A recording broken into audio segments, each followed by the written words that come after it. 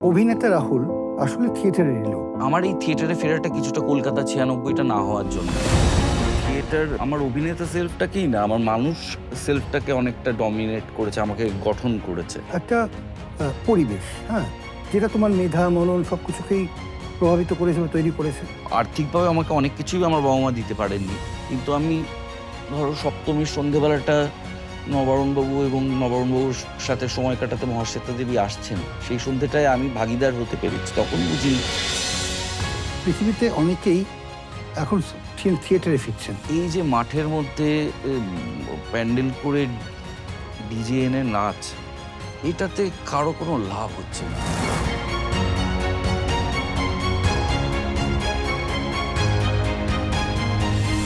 নমস্কার। আজকের ওয়ান থিয়েটারের আলোচনায় আমি দেবালয় ভট্টাচার্য। আমাদের সঙ্গে আছেন রাহুল অরুণোদয় বন্দ্যোপাধ্যায়। নমস্কার।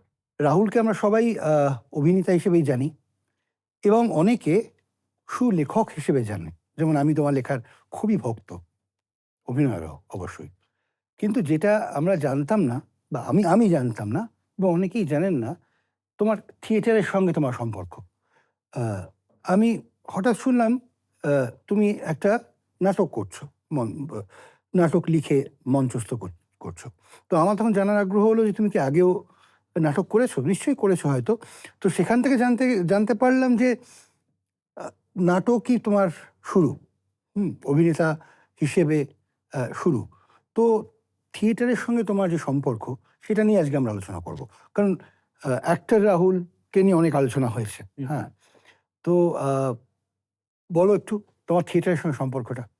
আসলে মানে থিয়েটার আমার অভিনেতা সেলফটাকেই না, আমার মানুষ সেলফটাকে অনেকটা ডমিনেট করেছে, আমাকে গঠন করেছে।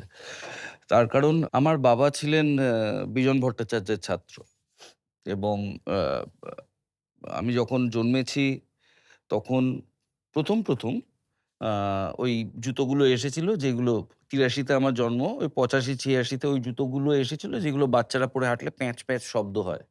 শব্দ হওয়া জুতো। সেই কারণে নবারুণ ভট্টাচার্য আমার ডাকনাম দেন পেঁচা, যেটা আজও চলছে। এইবার আ আমি এই আবহ দেখছি।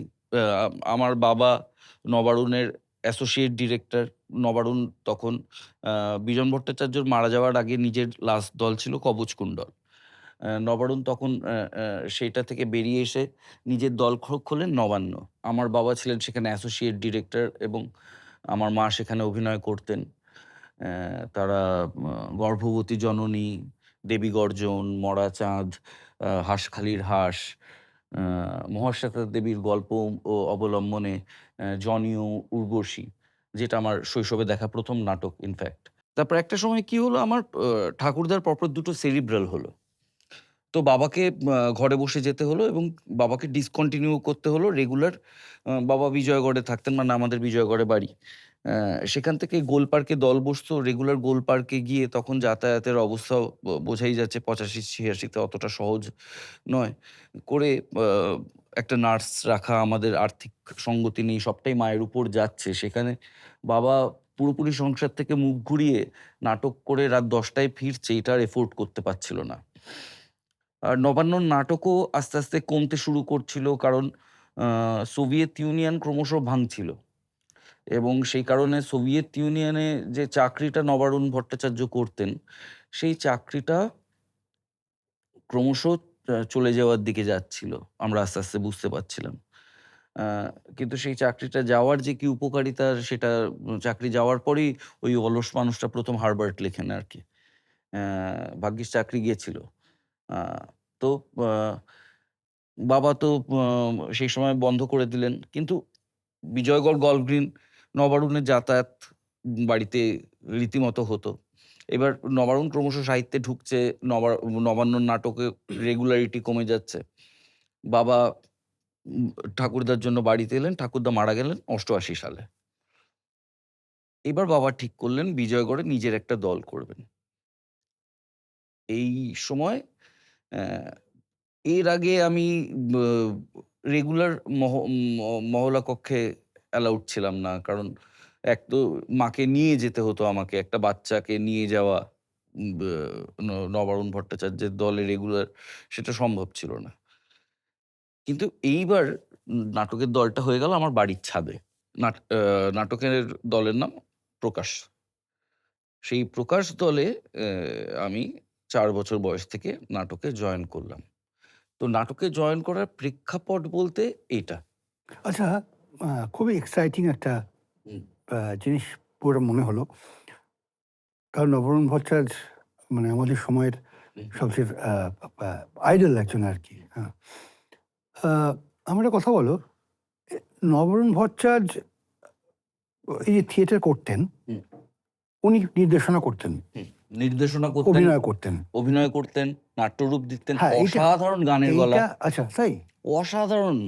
থিয়েটারের গান নবারুণ ভট্টাচার্যের গলায় যে শুনেছে সে কখনো ভুলবে না। সেটা নবারুণের সেরিব্রাল হওয়ার পর গানের গলাটা চলে যায় পরবর্তীকালে। কিন্তু অসাধারণ গানের গলা ছিল।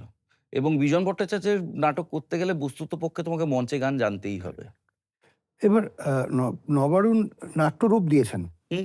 মহাশ্বেতা দেবীর 'জনি ও উর্বশী' যেটা পরবর্তীকালে লালদা করলেন, খুব বিখ্যাতও হলো। সেটা হচ্ছে 'যারা আগুন লাগায়'। সেটা নবারুণদার, ম্যাক্স ফিশের, মানে যে জার্মান আ নাট্যকার 'দ্য ফায়ার রেজার্স' থেকে 'যারা কিন্তু আগুন লাগায়'। মৌলিক লেখা কিছু লেখেননি। নাটকের জন্য কখনো মৌলিক লেখা লেখেননি।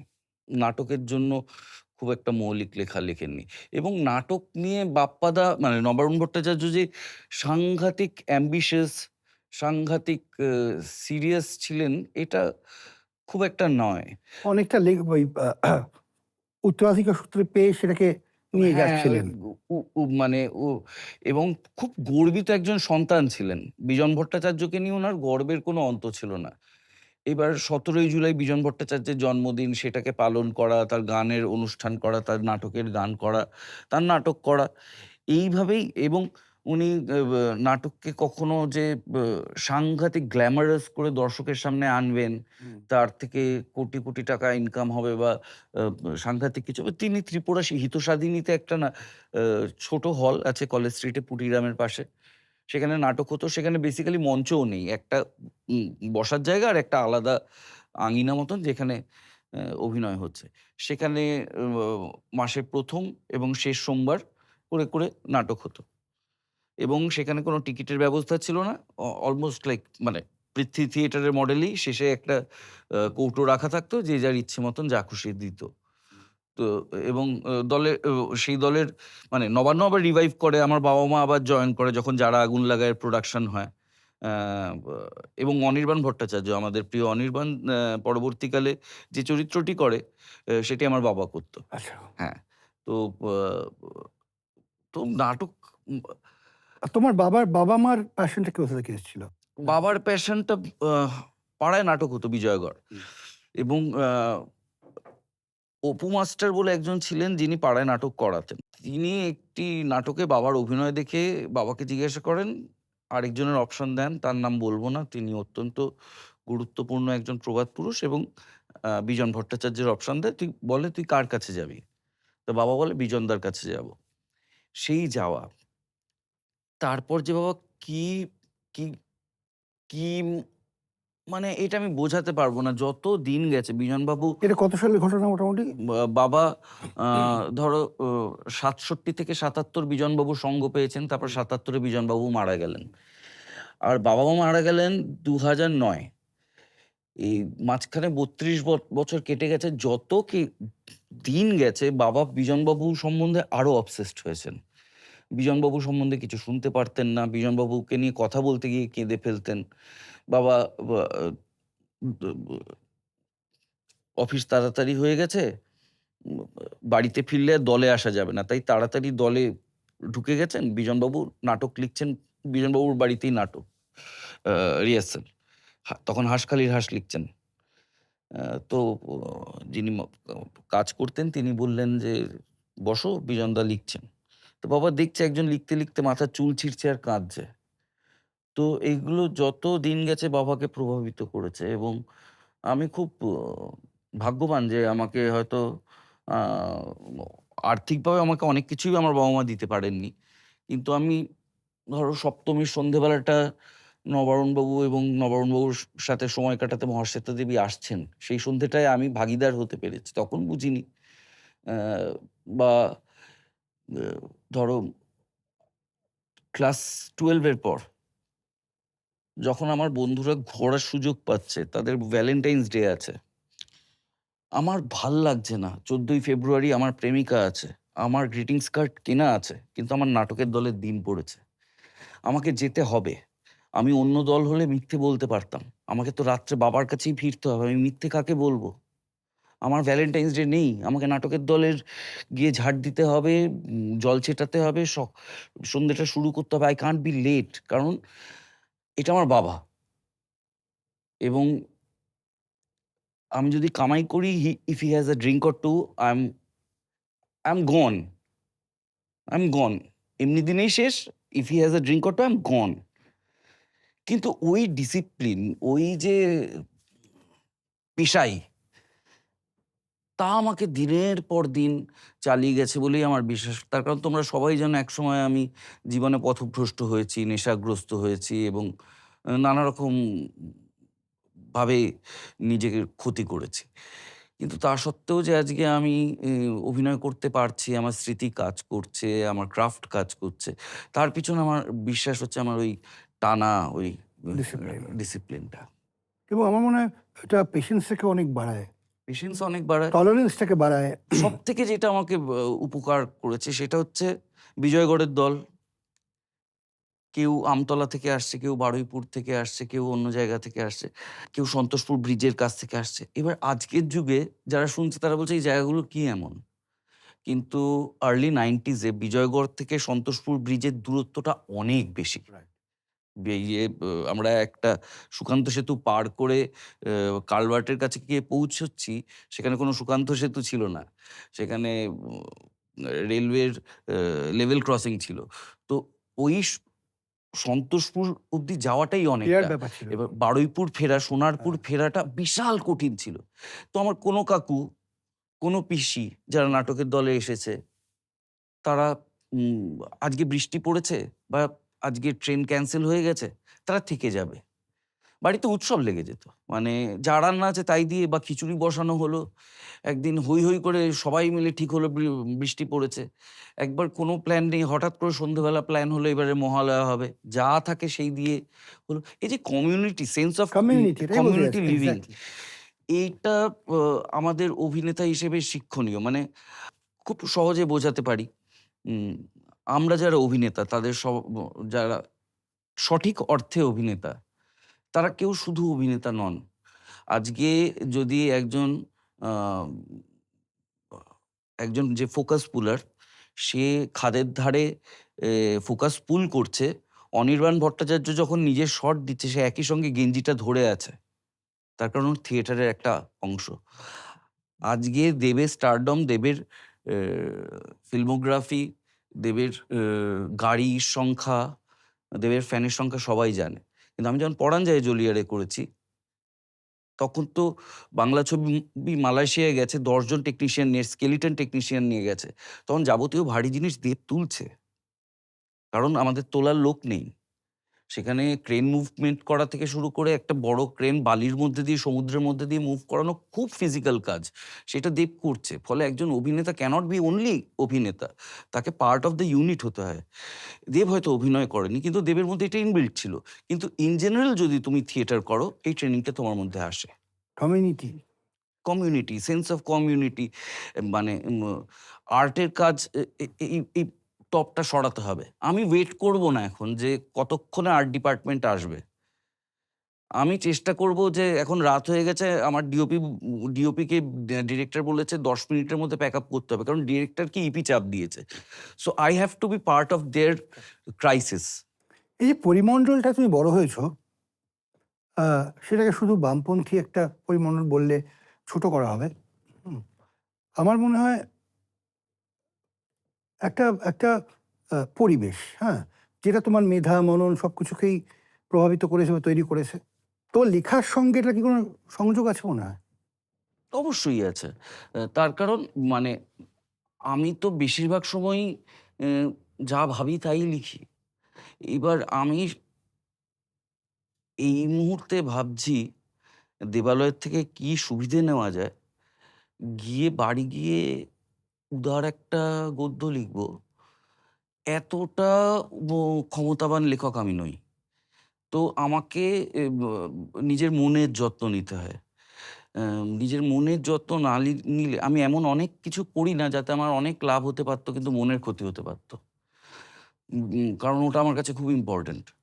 আমি তো আমার কাছে মনের যত্ন নেওয়া খুব ইম্পোর্টেন্ট এবং এটা আমি আমার পরিবেশ থেকে দেখেছি। আমি আমার চারপাশের মানুষদের হেলায় জিনিসপত্র ছেড়ে দিতে দেখেছি। আ আমার বাবা আ তার খুব ইচ্ছে ছিল ক্যামেরার সামনে কাজ করে। কিন্তু তার বন্ধুরা যখন টালিগঞ্জে ঘুরছে, সে বলছে, "আমি পারছি না, এটা করব না। তার কারণ আমার দলের ছেলেরা এই ফটোটা নিয়ে ঘুরছে। আমি বিইং আ ডিরেক্টর এটা পারব না।" আ নবারুণ কত কিছু পেতে পারত। উম কি শিক্ষাগত যোগ্যতা, কি স্মার্টনেস, কি উইট। বিজন ভট্টাচার্য যখন কেতকী দত্তকে অশ্লীলতার দায়ে বারাঙ্গনা নাটকের সময় ব্যান করে দেওয়ার সিদ্ধান্ত নেওয়া হয়, তখন উনি একটা কথা বলেন, "অপসংস্কৃতি একটি খুব মজার শব্দ। এটি জঞ্জালের মতো। যখন আমরা রাস্তায় থাকি, ওই জঞ্জালটা আমার আগুন হয়। কারণ শীতে আমার কষ্ট হচ্ছিল। যখন আমার বাড়ি হয়ে যায় তখন ওইটাকে আমার উদ্বৃত্ত মনে হয়, জঞ্জাল মনে হয়। একটা সময়ের জ্বালানি, একটা সময়ের জঞ্জাল মনে হয়।" তোমার বাবা যে তার থিয়েটার শুরু করলেন আবার, সেটায় তুমি সক্রিয়ভাবে অংশগ্রহণ করতে লাগলে। সক্রিয়ভাবে কিভাবে বলি? ধরো নাটকে চাইল্ড অ্যাক্টরের পজিশন খুব কম থাকে। ১০ টা নাটক করলে তাতে ২ টো কি ৩ টে নাটকে চাইল্ড অ্যাক্টরের জায়গা হ্যাঁ, থাকে। অভিনেতা না হলেও অন্যান্য ইনভলভমেন্ট। অন্যান্য সবথেকে বড় ইনভলভমেন্ট যেটা ছিল ওইটুকুনি বয়সে ৪-৫ বছর বয়সে যেটা হয়, আ একটা কলোনির দল, তাতে নানা রকম পেশার মানুষ আছে। কেউ দূর থেকে আসছে, কেউ ক্যাটারিং করে। আ এবার একটা নাটকে ১০ টা চরিত্র থাকলে ৬ জন আসছে। বাকি ৪ জনের প্রক্সি আমি দিচ্ছি। কারণ আমার টিয়া পাখির মতন সব মুখস্থ হয়ে যেত, আজও হয়। তো ওই মুখস্থর জন্য আমি সব নাটকের সব চরিত্র জানতাম। এরকম করতে, করতে একটি নাটক আসে 'প্রসঙ্গরুগ্ন শিল্প'। অ্যা সেই নাটক যখন কম্পিটিশনে যায়, অ্যা তাতে আমি জায়গায়, জায়গা থেকে বিভিন্ন জায়গা থেকে শ্রেষ্ঠ শিশু শিল্পী পুরস্কার পাওয়া শুরু করি। ওই সময় কম্পিটিশন সার্কিটে একটি খুব বিখ্যাত দল ছিল, লিরিক। লিরিকের নাটক 'ভারতবর্ষ' এবং আরো অনেক নাটক ছিল যেগুলো খুব বিখ্যাত সেই সময়। তো লিরিকের ডিরেক্টর যিনি ছিলেন কল্যাণবাবু, তিনি ছিলেন এজি বেঙ্গল বলে যে আমাদের সংস্থা আছে, এজি আচ্ছা। বেঙ্গল ডালহৌসিতে কেন্দ্রীয় মানে কেন্দ্রীয় সরকারের সংস্থা। তিনি আমাকে স্পট করেন। তিনি বলেন আ যে, "আমাদের একটা নাটক আছে, একটি খোলা চিঠিও আমরা।" এটা তখন ইরাক এবং আমেরিকার যুদ্ধ চলছে 92-93, আমি তখন 2 তে পড়ি। ওইটা নিয়ে অ্যা একটি খোলা চিঠিও আমরা, তাতে একটি আমেরিকান শিশু চার্লসের চরিত্র করবার জন্য ওকে লাগবে। তো ক্লাস 2 তে আমি ভুবনেশ্বরে যাই অল ইন্ডিয়া বেসিসে, এই যে AG Bengal, AG Tripura, AG Odisha, AG Maharashtra সবাই জড়ো হয়েছে তাদের নাটক করতে। সেখানেও আমি বেস্ট চাইল্ড অ্যাক্টর পাই। একটি জিনিস খুব আশ্চর্য, তুমি বোধহয় লক্ষ্য করেছো এই বছরও খুব জলঘোলা হয়েছে সেটা নিয়ে। সোশ্যাল মিডিয়ায় একটি আ সংস্থা অনিল চট্টোপাধ্যায়ের মৃত্যুদিনে আমার ছবি দিয়ে দিয়েছিল। এবার অনেকেই বলে আমি অনিল চট্টোপাধ্যায়ের মতো দেখতে, আমার মিল আছে। আমি 'মেঘে ঢাকা তারাতেও' মানে কমলেশ্বরদার 'মেঘে ঢাকা তারাতে' অনিল চট্টোপাধ্যায়ের চরিত্র করেছি। আমার জীবনের শ্রেষ্ঠ চাইল্ড অ্যাক্টরের ১ম পুরস্কারটা নেওয়া অনিল বাবুর হাত থেকে। এটা একটা আশ্চর্য ঘটনা। সেটা পশ্চিমবঙ্গ বিজ্ঞান মঞ্চের স্ট্রিট থিয়েটার ফেস্টিভ্যাল ছিল। সেই 'প্রসঙ্গ রুগ্ন শিল্প' নাটকটি করতে গিয়ে, যেখানে আমি একটি বিহারি বাচ্চার চরিত্র করতাম, বুদনা।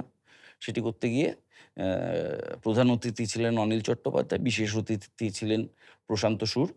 আ আমি শ্রেষ্ঠ, আমি জানি না কি এটার এটার মধ্যে কি আছে, অদ্ভুত কি একটা। হ্যাঁ, কিন্তু অনিল বাবুই আমাকে ১ম, মানে তার আগে আমি পুরস্কার পেয়েছি। কিন্তু কি মানে যেদিন নাটক হয় সেদিন পুরো দল যায়। দমদমে ধরো একটা কম্পিটিশন হচ্ছে। কিন্তু যেদিন রেজাল্ট সেদিন ২ জন যায়। এবং সেখানে কোনোদিনই একটা বাচ্চাকে পাঠানো হয় না। সো নিজের হাতে কোনোদিন নিইনি। এবার পশ্চিমবঙ্গ বিজ্ঞান মঞ্চের যে অ্যাওয়ার্ড ফাংশনটা ছিল সেটা বাড়ির পাশেই হচ্ছিল। তাই অনিল চট্টোপাধ্যায়কে দেখতে গেছিলাম। তো তো পেয়েও গেছিলাম এবং সেটা আমার কাছে খুব ভালো একটা স্মৃতি। তো এইভাবেই নাটকে অভিনয় করা শুরু। তারপরে স্কুল, কলেজ? স্কুল, কলেজ এবং এই নাটক আমাকে পৌঁছে দিল ক্যামেরার সামনে। ক্লাস 5 এ এই প্রসঙ্গরুগ্ন শিল্প তখন রীতিমতো আসলে প্রসঙ্গরুগ্ন শিল্প আ আমরা কিন্তু বামপন্থী নাটক করলেও বামপন্থী যেহেতু বিজন ভট্টাচার্য, নবারুণ ভট্টাচার্যের অনুষঙ্গ বোঝাই যাচ্ছে। কিন্তু আমরা ওই সময় প্রসঙ্গরুগ্ন শিল্প করছি এই বিষয়টা নিয়ে যে বাম আমলে ক্রমশ ইন্ডাস্ট্রি সিক হচ্ছে। হ্যাঁ, সেটাই আমি এটা জিজ্ঞেস করতে যাচ্ছিলাম। হ্যাঁ, আমার বাবার কিন্তু এই হলিস্টিক অ্যাপ্রোচ ছিল যে এক দেশ এক একদিকের হব না। যেটা আমি দেখতে পাচ্ছি সেটা নিয়েও নাটক করব। তাদের প্রতিক্রিয়া কি হতো? প্রতিক্রিয়া তো রীতিমতো রীতিমতো ক মানে সেই সময় এ এই হুমকির রাজত্ব ছিল না বা আমরা অতটা বড় ছিলাম না যে আমরা খুব বড় ইমপ্যাক্ট ফেলবো। কিন্তু বহু জায়গায় বহু আ লকআউট কারখানার সামনে আমরা কল শো করেছি। আ আ সেই সময় এমন গ্রামে গেছি যেখানে আলো নেই। হ্যাজাকের আলোয় নাটক করেছি। তারপর তারা পুকুরে জাল ফেলে মাছ খাইয়ে মাছের ঝোল ভাত খাইয়েছে। আর কিছু তাদের দেওয়ার মতো নেই। নাটকটি খুব ছড়িয়েছিল। আ কিন্তু হ্যাঁ, একটু অ কিছু জায়গা থেকে শুনেওছি যে এই নাটকটা করার কি মানে আছে? এই নাটকটা না করলেই তো ভালো। কিন্তু আ তাতে স্টেট খুব একটা চিন্তিত ছিল না এটা নিয়ে। খুব একটা নয়। মাথা ঘামায়নি। না, না, না, না, না। আ আব এবং আ তো আমি 95 এ আমার ১ম সিরিয়াল করি 'পল্লী সমাজ'। আচ্ছা। হুম, দূরদর্শন। দূরদর্শন। তখন আর কি। হ্যাঁ। এবং তখন ওই সময় আমি পরপর অনেকগুলো সিরিয়াল করি। কিন্তু তখনকার একটা ব্যাপার ছিল যেহেতু দূরদর্শন সবেধন নীলমণি, সেখানে অনেক সিরিয়ালের পাইলট তৈরি হতো কিন্তু সব অ্যাপ্রুভ হতো না। তাই এমন কিছু সিরিয়াল করেছি যেগুলো অ্যাপ্রুভ হয়নি পরবর্তীকালে। কিন্তু এই সময় কিছু মজার, মজার মানুষদের ডেবিউ এর সাথে আমি জড়িয়ে। যেমন ক্লাস 6 এ একজন ঝাঁকড়া চুলের লোক কম্পিউটার নিয়ে একটা সিরিয়াল করতে এলো। তার নাম অতনু ঘোষ। তো ক্লাস 6 এ অতনু দার সাথে। সেই বছরই আরেকজন ঝাঁকড়া চুলের ছেলে নবারুণ দা আমি দাই বলতাম আমার জেঠু হওয়া সত্ত্বেও, বাপ্পাদা বলতাম। আ বলল, "এই তুই ও একটা শ্যামানন্দ জালানের সিরিয়াল করছে, তোকে করতে হবে।" সেটা লাল মুখার্জি। তো এই সময় আমি কিন্তু খুব ইম্পোর্টেন্ট কাজও করেছি। মানে লালদার যে কাজটা সেটাতে আমি অঞ্জন দত্তর ছোটবেলা। এ কিন্তু আমার বাবা-মা কোনদিনই আমাকে স্টুডিওয় নিয়ে গিয়ে বসে থাকার যে ব্যাপারটা বাবা-মায়েদের সেটা করেননি। আমার মা গেছে, না আমার বাবা গেছে। কোনদিন হয়তো স্কুলের হাফ ছুটি করে দুটোয় ঢুকতে হবে। সেদিন মা পৌঁছে দিয়েছে, বেরিয়ে গেছে। বসে শুটিং দেখা, হাসা, বন্ধুত্ব করার চেষ্টা এইসবের মধ্যে আমাদের বা পরিবার কখনো ছিল না। আ এবং আমাকে কখনো মেগা সিরিয়াল করতে দেওয়া হয়নি। আ ক্লাস 8 এ আমি একটি সিনেমা করি মিঠুন চক্রবর্তীর সাথে, 'চাকা'। এরপর আমার বাবা একটি কথা বলেন। সেটাও আমার মনে হয় বাবার থিয়েটার থেকেই শেখা। যে, "বাবিন" আ আমার ডাকনাম। "বাবিন, বাবিন তোমার এইবার ক্লাস 9 হয়েছে। তুমি মিঠুন চক্রবর্তীর সাথেও পার্ট করে নিলে। খুব ভালো কথা। উম কিন্তু এবার তোমার গলা ভাঙছে, গোঁপ উঠছে। তুমি এবার না বাচ্চা, না পুরুষ। এই ফেজটা তুমি কাউকে আর দেখাবে না। ৯, ১০, ১১, ১২ পড়াশোনা করো। ১২ থেকে নাটকের দলে ঢোকো। তারপর তুমি আবার পুরুষ হয়ে আসবে।" আমার মনে হয় এটা খুব হ্যাঁ। বৈজ্ঞানিক এবং ঠিক সিদ্ধান্ত। এই যে আমার ক্লাস 9 এর অ্যাডামস অ্যাপেলটা বেরোচ্ছে, কখনো এই গলা বেরোচ্ছে, কখনো ভারী গলা বেরোচ্ছে। একটা অদ্ভুত আনপ্রেজেন্টেবল লুক, ব্রণ, আ এই অ্যাডোলেসেন্স এখন খুব প্রাসঙ্গিক শব্দ হয়ে গেছে নেটফ্লিক্সের দৌলতে। এই অ্যাডোলেসেন্সটাকে বাবা লুকিয়ে দিয়েছিল। এবং সত্যি ওই সময় আমি পড়াশোনাটাতে মনও দিয়েছিলাম এবং প্রেমে। আ কিন্তু এ এই আরকি।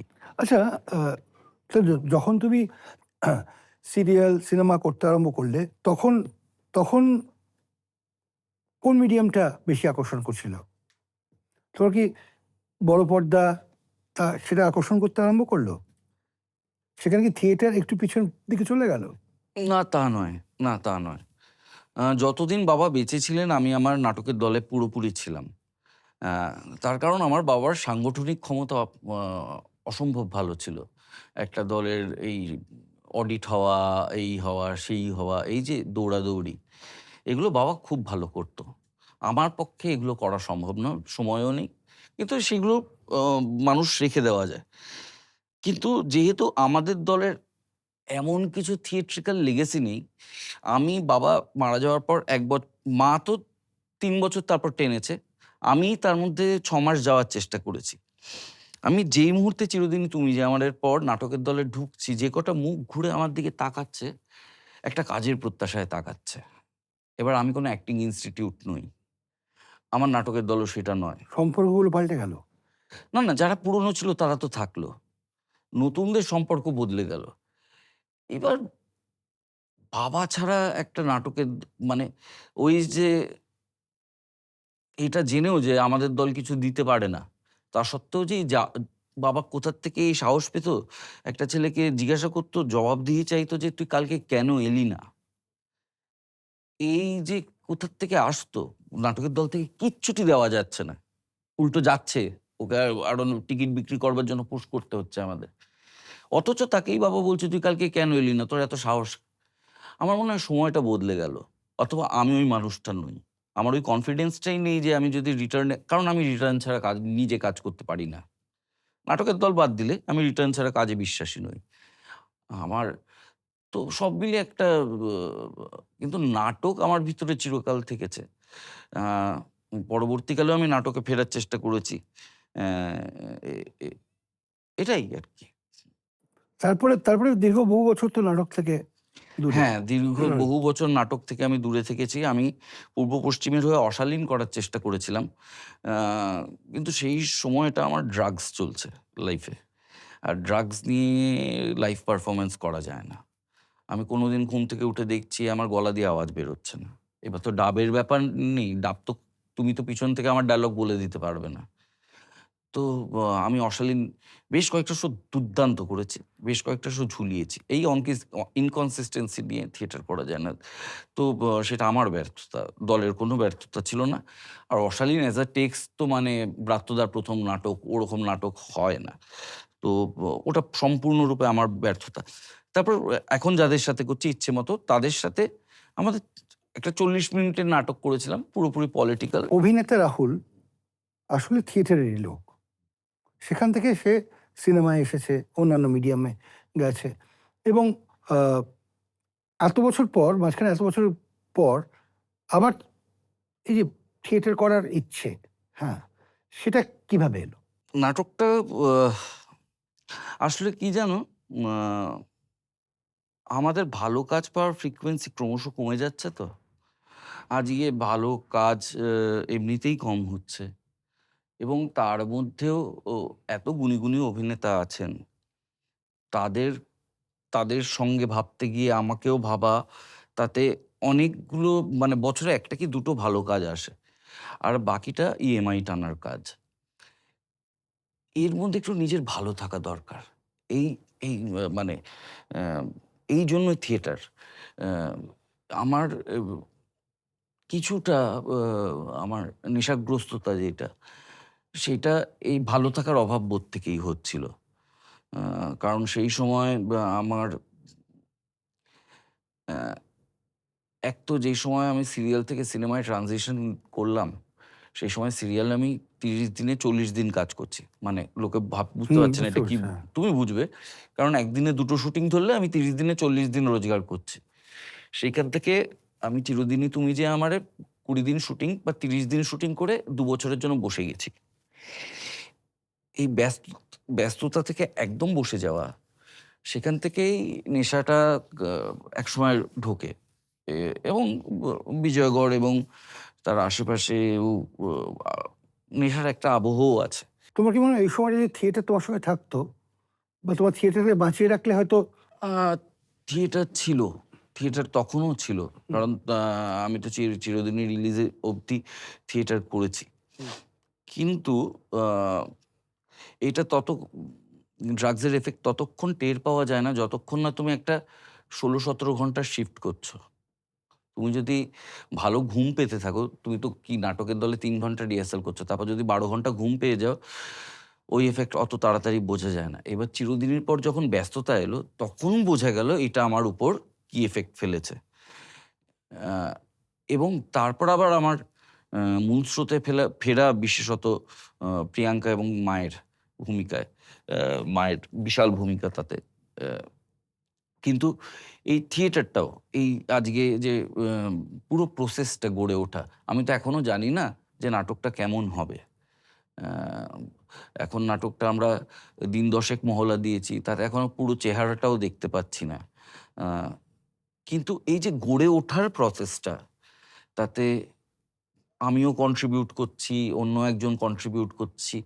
আমার লেখাটাই আ সৌরভের গুণে, আরো নতুন অভিনেতাদের গুণে আরো সুন্দর হয়ে উঠছে। এই যে গড়তে দেখাটা, তুমি তো নিজে ডিরেক্টর। মানে আ আমি যখন নিজে আমার এই থিয়েটারে ফেরাটা কিছুটা কলকাতা ৯৬ টা না হওয়ার জন্যও। কারণ আমি যখন প্রি প্রোডাকশন এ ঢুকলাম, সিনেমাটা হয়তো হয়নি দেবালয়। কিন্তু আমার দেখার চোখ পাল্টে গেছে কলকাতাকে। মানে একটু আমার একটু রেফারেন্সটা দিয়ে দিই আমি। হ্যাঁ, কনটেক্সটটা হচ্ছে একদিন রাহুল আমাকে ডাকলো বাড়িতে স্ক্রিপ্ট শোনাবে বলে। যেহেতু রাহুলের লেখার আমি খুবই ভক্ত, পৌঁছে গেলাম এবং ও টানা ওই ১ ঘন্টা ১.৫ লেগেছে হয়তো। স্ক্রিপ্টটা শোনালো এবং আমি মুগ্ধ হয়ে গেলাম। অপূর্ব একটা স্ক্রিপ্ট, হ্যাঁ, অপূর্ব একটা গল্প এবং আ এটা ওর দেখা কলকাতা, যেটা কলোনি এলাকায় বড় হয়ে ওঠা একটি মানে বড় ওঠা না, কলোনির একটি একটি বাচ্চা ছেলের গল্প এবং ওটাই ওর জগৎটা যেটা যেটা বারবার আমরা তোমার লেখায় ফিরে পাই। আমি সেটাতেই আসছিলাম যে এই কলোনিতে বড় হয়ে ওঠার আ সেই কলোনিটা তো আর নেই, এক্সিস্টই করে না, চেঞ্জ হয়ে গেছে একদম। হ্যাঁ? এবং সেটা বারবার কিন্তু আমার লেখায় আমরা ফিরে পাই এবং আমি খুবই এক্সপেক্ট করেছিলাম ছবিটা হোক। কারণ এইটা নেই। একমাত্র ওই ছবিটা খানিকটা পাই অর্জুন গোড়েসারিয়ার মৈনাকদার ছবিটা। হ্যাঁ, স্থানীয় সংবাদ। স্থানীয় সংবাদে খানিকটা পাই। এটা তার পরের জেনারেশনের, হ্যাঁ? তো আমি খুবই আশা করেছিলাম ওই ছবিটা হোক। ঠিক আছে, হয়নি, নিশ্চয়ই হবে। হ্যাঁ, ভবিষ্যতে হবে। এবার এবার বলো। হ্যাঁ, কিন্তু এই যে আমি প্রি প্রোডাকশন করলাম, হ্যাঁ, আমার না কলকাতাকে দেখার চোখ বদলে গেছে। আমি যখন এখন কোনো রাজনৈতিক প্রচারেও যাই, যখন কোনো একটা বাড়ির দিকে তাকাই, আচ্ছা আশ্চর্য বাড়ি তো। এটা তো ৯০ এর বাড়ি হিসেবে দারুণ লাগবে। এক্সাক্টলি। এটা তো আমি তোমাদের কাজটা তো এতদিন করিনি। এই যে পুরো গড়ে ওঠার প্রসেসটা যে কি নেশার! মানে আমি অবাক হয়ে যেতাম অঞ্জনদাকে কেউ টানা অভিনয়ের অফার দিতে থাকলে হঠাৎ দুঃখ করে বলে, "এ কি আমি নিজের সিনেমা বানাবো না?" আমি বলছি, "এ কি? এত বড়, বড় সিনেমা পাচ্ছে তাও সিনেমা বানানোর জন্য এত ইয়ে করছে কেন?"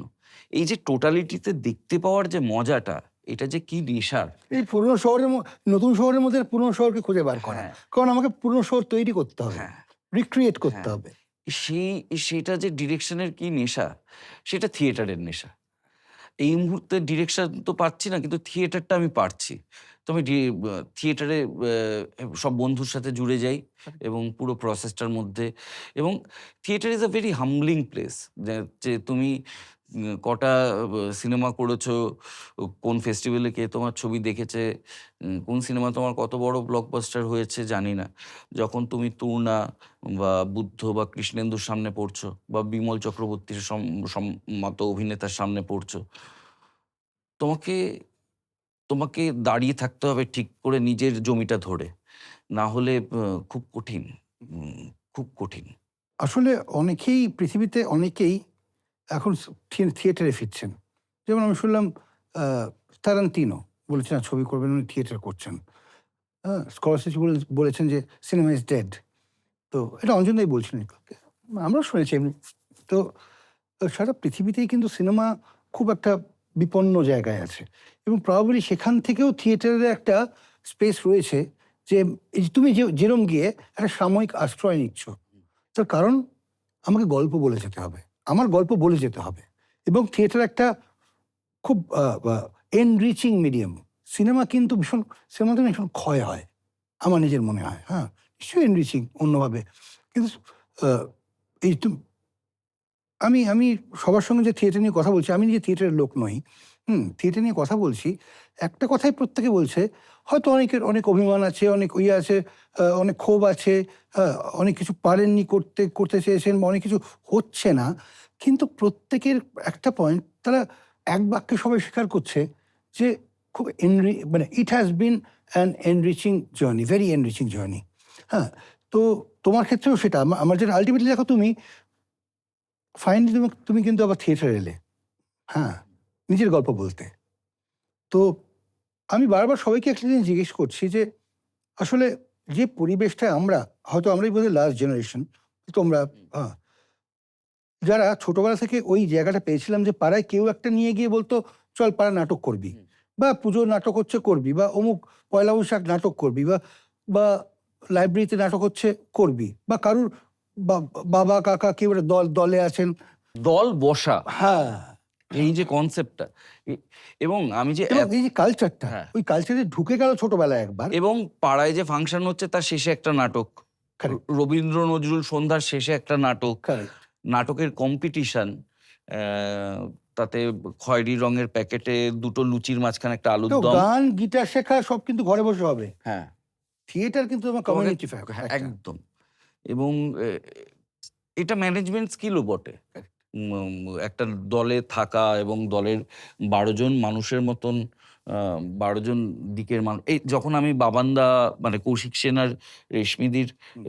ইন্টারভিউ নিচ্ছিলাম, তখনও আমি দেখছিলাম যে আ আ আম আমিও এটা দেখেছি যে একটা দলে বিভিন্ন সময় সমস্যা হয়, ঝাঁকে, ঝাঁকে লোক বেরিয়ে যায়। তখন আবার রিবিল্ডিং। এ তো এটা তো আজকে দেখছি না। হ্যাঁ, চিরকাল। মানে নাটকের ইতিহাসই তাই। এবং একটা সিনেমাতে খুব সুন্দর করে সেটা। অবশ্যই, মানে সেটাই সেটা মানে সেই সে তো ঐতিহাসিক একটা ঐতিহাসিক ছবি। সিনেমা, হ্যাঁ। অ্যা মানে এই কোমলগাথা চলতেই থেকেছে কারেক্ট, কারেক্ট। বাংলায়, এবং সেটা আমি সামনে থেকে ফেস করেছি, এবং সেটা যে একটা পরিবারের উপর দিয়ে কি যায়, এবং উম সেটা খুব, এবং এই যে পাড়ার নাটকের কথা বললে না, আমি ছোটবেলা থেকে তো নানা রকম সিরিয়াস নাটক করছি। আমি যে অভিনেতা হব, এই বোধটা কিন্তু আমার ১ম পাড়ার একটা নাটক থেকে এসেছিল। আ আসলে আমি ছোটবেলা থেকে খেলাধুলা মন্দ করতাম না, হুম। এবং আমি যে প্রজন্ম, তারা মোটামুটি একবার ব্যাটে লাগালেই ধরে নিত এইবার সচিনের সাথে ওপেনটা বাঁধা। কারণ তখন ১৬ বছরের একটা ছেলে ইন্ডিয়ান ক্রিকেট টিমে ঢুকে গেছে, বাংলা থেকে সৌরভ গাঙ্গুলি খেলছে, তাহলে খেলার এমন কি কঠিন? যে কেউ খেলে দিতে পারে। এই তো খেললো। বেহালার ছেলে খেলেছে, বিজয়গড়ের ছেলে কেন খেলবে না? একটা স্বপ্ন দেখা। হ্যাঁ। তো মানে আমি অভিনয় করতাম কারণ এটা আমি খুব সহজে প্রশংসিত হতাম। কিন্তু আলাদা, এবং আমি পারতাম বলে সবাই বলতো। খুব তাড়াতাড়ি মুখস্থ হতো, এই করতো। কিন্তু আমার কোনো লক্ষ্য ছিল না। কিন্তু ক্লাস ১২ নাগাদ উ নাটকের অ্যা পাড়ায় একটা নাটক হয়, একটি অবাস্তব গল্প। বিমল বন্দ্যোপাধ্যায় শোভনিকের একসময়কার অনেক নাটক লিখেছেন। আ আজীবন সদস্য ছিলেন। বিমলদা খুব সিনিয়র লোক। আমাদের ক্যামেরার সামনেও প্রচুর অভিনয় করেছেন। সে বিমলদার লেখা একটি অবাস্তব গল্প, যা একসময় পাড়ায় খুবই নামকরা নাটক ছিল। তাতে মণ্ডল বলে একটা চরিত্র করেছিলাম। তো গোটা নাটকটা হচ্ছিল, এবার একটা পাড়ায় নাটক, পুজোর নাটকে কি হয়? এইদিকে ক্যাপের ফ্যাট, ফ্যাট, ফ্যাট, ফ্যাট, ওখানে বাচ্চার চিৎকার, এই চিৎকার। নাটকটা শেষে আমার একটা মিনিট ১৫ র মনোলগ ছিল। সেই ১৫ মিনিট পর একটা পিন পতনের শব্দ পাওয়া যাচ্ছিল না ওই অতগুলো অডিয়েন্স মাঠের মধ্যে। এবং অন্ধকার হয়। আমার মধ্যে একটা সেন্স অফ এনলাইটমেন্ট এর মতন হয় যে, "দিস ইজ ইট। আমি এটা করতে এসেছি।" সো আ এই পাড়ার কালচার গুলো, অ্যা আ আমাকে লোকে সিনিক বলতে পারে। কিন্তু এই যে মাঠের মধ্যে প্যান্ডেল করে ডিজে এনে নাচ, এটাতে কারো কোনো লাভ হচ্ছে না। তার থেকে যদি বাচ্চারা সবাই একসাথে হয়ে একটা নাটক করে পাড়ায় একটা পুজোর শেষে, এবং সেখানে কেউ আবৃত্তি করলো, কেউ গান করলো, তারা উৎসাহও পাবে। সবাই তো ইন্ডিয়ান আইডলে যাবে না। সবাই, সবার পক্ষে তো সব জায়গায় যাওয়া সম্ভব নয়। অ্যা কিন্তু এই পাড়া থেকে পাওয়া উৎসাহ আ কাকে কোথায় পৌঁছে দেয় তার কোনো ঠিক নেই। পরের দিন যখন আমি পাড়ায় ঢুকছিলাম, I was treated like Rahul. আমি কিন্তু বাবিন তখনও, চিরদিনই 10 বছর দূরে। এই যে সেন্স অফ স্টারডম, মানে লোকে আমাকে ছুঁয়ে দেখতে চাইছে, "ভাবিন তুই কি করলি? ভাবিন তুই কি করলি?" বলছে। এটা তো সেই পাড়া থেকেই পাওয়া। কারণ বাড়িতে নাটক করলে বাবা বলতো, "মাথায় চড়াবো না, ওর সামনে বেশি প্রশংসা করবে না।" নিজে খুব গর্বিত ছিল। কিন্তু বাড়িতে এই ইয়েটা হতো না। ওটা পাড়াতেই হয়েছিল। এই তো গেল তোমার নাটক করার গল্প। তোমার নাটক দেখার গল্প বলো আমাকে। তুমি এইটাও বাবা-মার জন্যই। উম এক তো আমি প্রচণ্ডভাবে partial towards বিজন ভট্টাচার্য। ওটা হওয়ারই। বায়াসড। বায়াসড। মানে কিছু করার নেই। ছোটবেলা থেকে ওই নাটক করেছি। ছোটবেলা থেকে ওই নাটক দ্বারা উপকৃত হয়েছি। এবং বিজন ভট্টাচার্যের নাটক এত উপকারী একটা কারণে হচ্ছে, যেহেতু সবসময় প্রান্তিক মানুষদের গল্প, তাই ওটা কোনোদিন বৈঠকখানায় বসেনি। ফলে বৈঠকখানার যে অনুশীলন, উচ্চারণ, আ আমাকে মাফ করবেন এবং আমাকে বকবেন না। আমাকে বকলেও আমার কিছু করার নেই। যেটা বহু সময় বহুরূপের বহু অভিনেতাকে ক্যামেরায় ট্রানজিশন করতে অসুবিধা করেছে। আ উম মানে কুমার রায়ের মতন উম মঞ্চাভিনেতা তো দেখা যায়নি বাংলায়। কিন্তু কুমার রায় যখন আ 'তিন কন্যায়' মণিহার করছেন তখন খুব একটা ভাল লাগছে না। কারণ ওই যে কণ্ঠ নির্ভর এবং উচ্চারণ বাচিক নির্ভর অভিনয়, ওর থেকে বিজন ভট্টাচার্যের নাটক অনেকটা দূরে। সেখানে তোমাকে ডিকশন তুলতে হবে। সেখানে তোমাকে ওখানকার আঞ্চলিকতা তুলতে হবে। ফলে এই ছাপটা পড়ে যাওয়ার চান্স কম। ফলে বিজন ভট্টাচার্যের প্রতি তো একটা দুর্বলতা আছেই। আর দেখা নাটক আমার ছোটবেলায় ১ম স্মৃতি যেটা প্রচন্ড স্ট্রং, সেটা হচ্ছে 'মাধব মালঞ্চি কন্যা'। সে যে কি আশ্চর্য নাটক! আ মানে সে যে কি আশ্চর্য জিনিস আমি দেখেছি, আ আমি কাউকে বলে বোঝাতে পারব না। এবং মাধব হেঁটে যাচ্ছে, গ্রামের পর গ্রাম পার হয়ে যাচ্ছে। এটা স্টেজে কিভাবে দেখালো? কোরিওগ্রাফিতে গাছগুলো পিছিয়ে যাচ্ছে। মানে একটা ৫ বছরের ছেলের সামনে যেন দিগন্ত খুলে গেল। এইটা আচ্ছা, একটা। বিজন ভট্টাচার্যের নাটক, বিজন ভট্টাচার্যকে এমনি আমরা বোধহয় খুব একটা মনে রাখিনি সেভাবে। হ্যাঁ, বিজন ভট্টাচার্যকে মনে রাখিনি এবং আর নাটক কেন হয় না এখন আর? কারণ প্রচুর পুরোনো নাটক তো আবার অনেকে রিভাইভ করছে, নতুন করে করা হচ্ছে। যেহেতু রাজনৈতিক নাটক, অনেকগুলোই খুব সময় নির্ভর। হুম। অ্যা এবং আ বেশ কিছু জায়গায় ওর নাটক হয়ও। আ কিন্তু সেগুলো ছোট দল করে। আর তৃতীয়ত সন্মার্গ সপর্যায়ে ব শম্ভুবাবু যে কথাটি বলেছেন, আ সেটি একদম সার্থক কথা। হুম। যেটি বাপ্পাদাও ফলো করত। কিন্তু that was there way of doing it. যে একটা মানুষ যে অত ভালো লেখে, সে নাটক ডিজাইনের সময় এত অমনোযোগী কেন? বিজন ভট্টাচার্য চিরকাল মুক্ত অঙ্গনেই অভিনয় করে গেছেন। চিরকাল মিনিমালিস্টিক আ কাজ করেছেন। অগোছালো স্টেজ, এবং সেটা নবারুণ ভট্টাচার্যও ছিল। But that was there way of doing it. কিন্তু এইটা নিয়ে, মানে এই নাটকগুলো খুব একটা সেই সময় চোখ ধাঁধিয়ে দেয়নি। যেটা নবান্ন দিয়েছিল, যেটা মানে একদম লোকে বলে যে সব বদলে দেয় সেই সময়কার বাংলা থিয়েটারকে, যেটা বিজনবাবুরই লেখা। আ এবং সহ-নির্দেশনা হচ্ছে শম্ভুবাবুর। কিন্তু সেখানে ডিজাইনের প্রতি একটা মন ছিল। কারণ শম্ভুবাবুর ইনভলভমেন্ট ছিল। পরবর্তীকালে যে উনি যখন নাটক করেছেন, উনি কখনো ডিজাইন নিয়ে অতটা, ফলে সেই সময়েও আ প্রোডাকশন হিসেবে ও হ্যাঁ, কিন্তু তার চিরকাল মানে শ্রমিক বন্দ্যোপাধ্যায়, যিনি স সম ইতিহাসের, মানে নাট্য ইতিহাসের একজন, কি বলবো, অথরিটি। হুম। তিনি বিজনবাবু বলতে এখনো মানে কপালে হাত ঠেকান। যারা নাটক বুঝেছে, জানে, তারা নাটক দেখেছে, তারা বিজন ভট্টাচার্যকে মাথায় করেই রাখে। সেটা হয়তো বেশি লোক নয়। অ্যা কিন্তু তাতে কিছু করার নেই। উনি চানওনি হয়তো। যাকগে, হুম। উম তারপর আমার আ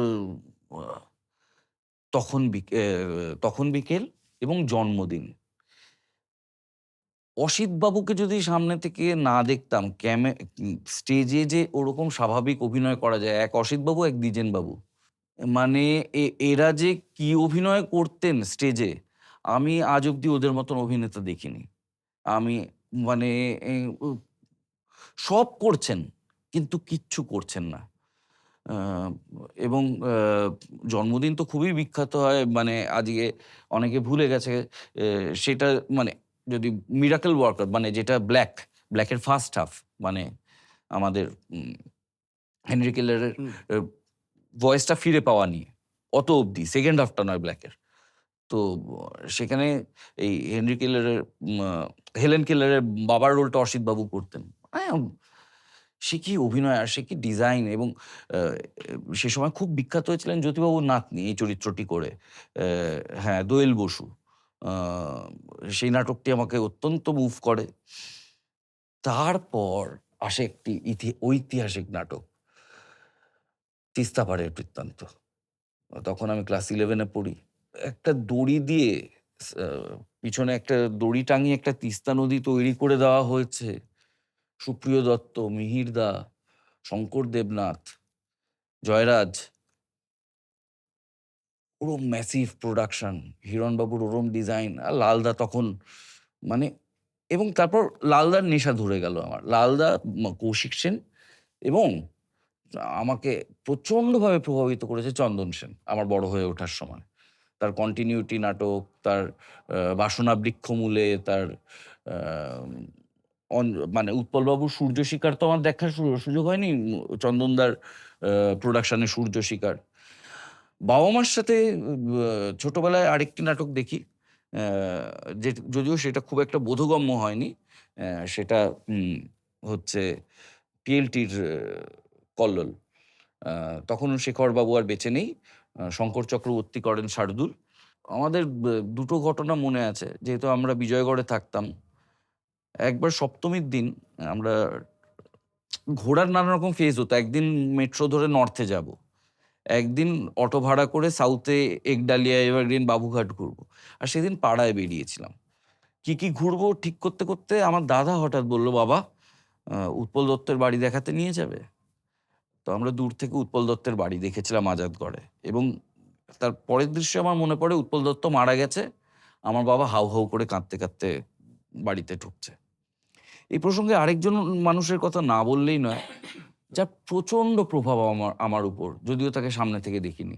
তার নাম অজিতেশ বন্দ্যোপাধ্যায়। আহ, আহ, উৎপল দত্ত আর অজিতেশ বন্দ্যোপাধ্যায়, তাদেরকে আমি সামনে থেকে দেখিনি, কিন্তু তাদের পরোক্ষ প্রভাব। পরোক্ষ প্রভাব। এক তো হচ্ছে জপেনদা জপেনজা বলে একটা বই আছে উৎপল দত্তের। সেটাতে সানিস্লাভস্কি মেথড, ব্রেক্সটিয়ান মেথড, তাদের তুলনামূলক আলোচনা। একটি বাঙালি যার পক্ষে ইংরেজি হয়তো দুর্বোধ্য, যার পক্ষে থিওরি একটু কঠিন লাগছে, এত সহজবোধ্য, এত সুন্দর উৎপল দত্তের গদ্যে একটা এত সুন্দর গীতা, ত্রিপিটক, কোরআন, যা খুশি বলো, অভিনেতার পক্ষে উনি লিখে গেছেন। এবং তা একটা এভিনিউ খুলে দেওয়ার মতন। এরকম একাধিক উৎপলবাবুর, এবং টিনের তলোয়ার যে এখনো শোনার সুযোগ আছে, আজকে তো ইউটিউব আছে। এবং আমি যখনই অভিনেতাদের কোনো ওয়ার্কশপ করাই, আমি বলি, যদি অভিনয়ের অ আ ক খ, গলার অভিনয়ের অ আ ক খ শিখতে হয়, তামাকু সেবনের অপকারিতা, নানা রঙের দিনগুলি, এই দুটো তোমার কাছে আছে। অজিতেশকে তো আর তুমি দেখোনি, আমিও দেখিনি।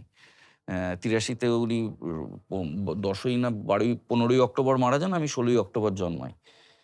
তো সামনে থেকে দেখার সুযোগ হয়নি, কিন্তু কি মডিউলেশন যে একটা মানুষ করতে পারে, আহ, সেইটা আমি প্রত্যেকটি অভিনেতাকে এখনো বলি। এবং এগুলো পুরনো নয়। এবং আমি মনে করি যে শম্ভু মিত্রর অয়দীপ হাউস, শম্ভু মিত্রর যদু হাজরা, ও শিখির ধ্বজ, এগুলো এখনো ইউটিউবে অ্যাভেলেবেল। আমাদেরকে টাকা জমিয়ে মেলোডি থেকে, সিম্ফনি থেকে জোগাড় করতে হতো, তাও বছরে একটা আসতো, স্টকে থাকতো না।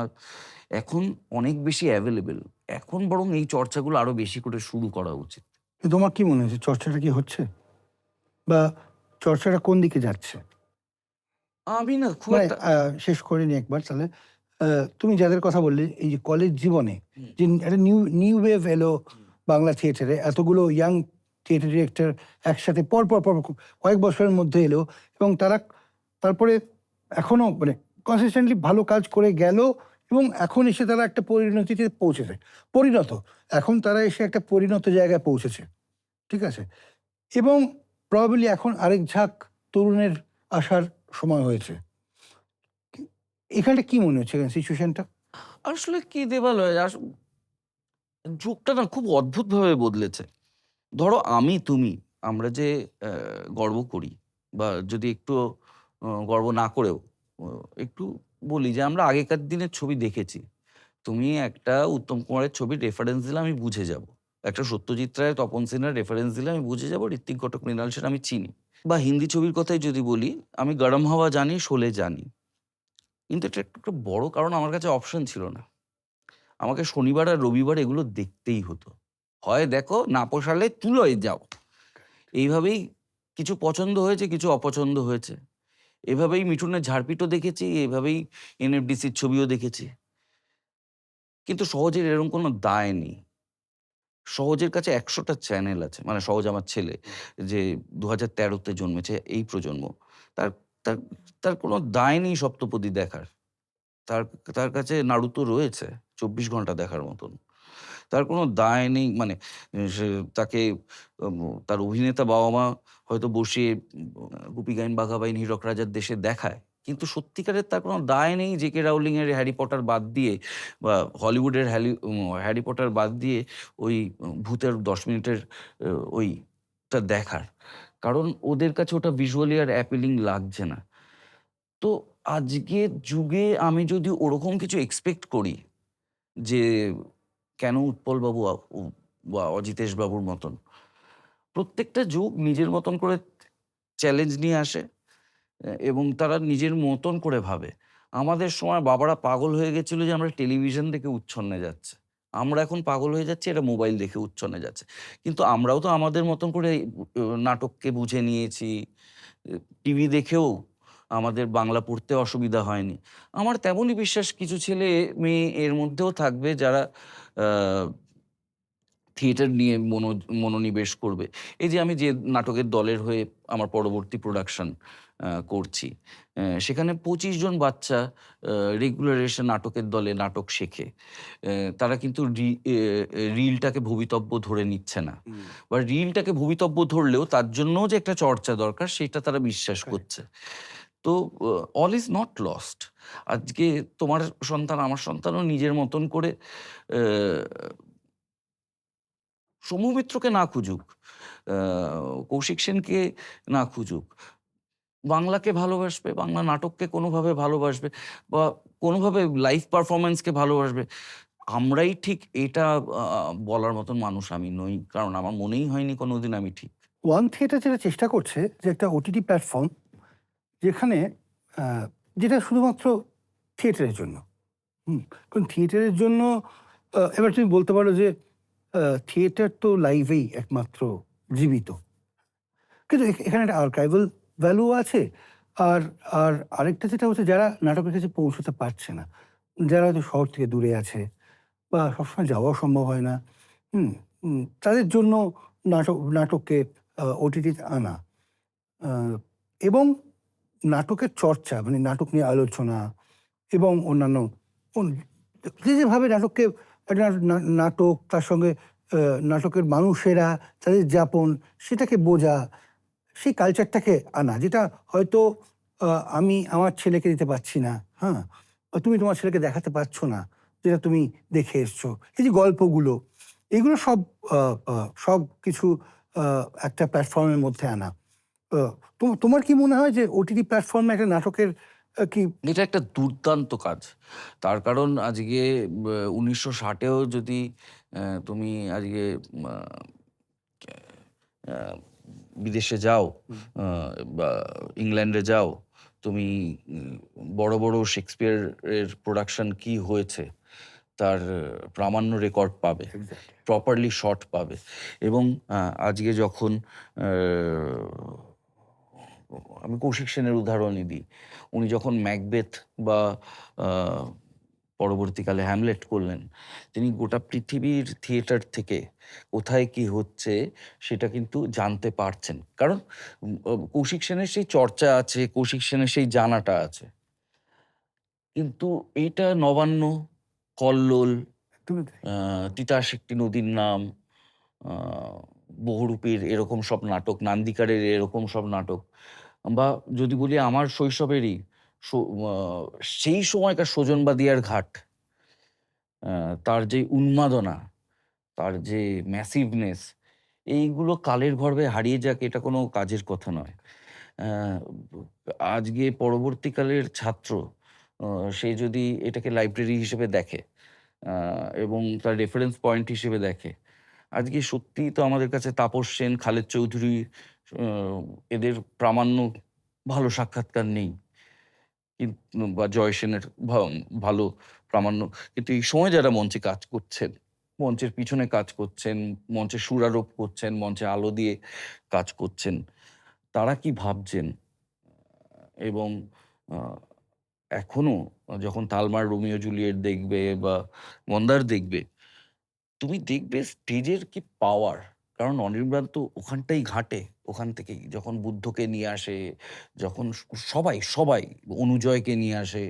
অ্যা এরা প্রত্যেকে আজকে যে আমাদের পরবর্তী প্রজন্ম রেডি হচ্ছে, তারা যে কি পাওয়ারফুল! মানে এই অনুজয়ের মতন অভিনেতা, এবং অনুজয়কে আমি মঞ্চেও দেখেছি। অত্যাশ্চর্য অভিনেতা। বুদ্ধ, কৃষ্ণেন্দু, লোকনাথ দা, মানে থিয়েটার। এ এবার অনির্বাণ চক্রবর্তী, অনির্বাণ ভট্টাচার্য সম্বন্ধে, তার থিয়েটার সম্বন্ধে তো সবাই জানে। অনির্বাণ চক্রবর্তীকে স্টেজে দেখা যে কি ম্যাসিভ এক্সপেরিয়েন্স, সেটা তো সবাই পাচ্ছে না।